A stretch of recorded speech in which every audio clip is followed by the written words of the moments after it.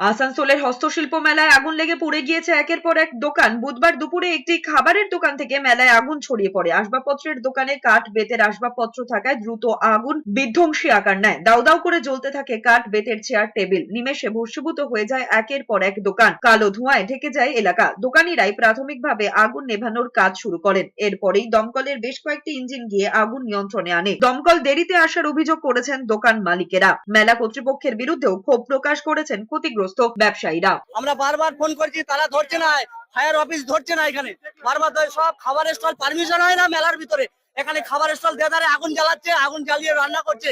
আমরা কি করে, আমাদের লাখ লাখ টাকার জিনিস চলে গেছে। আপনারা বলুন তো, ফায়ার ব্রিগেড ছিল না, এখানে কেউ ছিল না, কোনো ব্যবস্থা ছিল না, অফিসে কোনো স্টাফ ছিল না।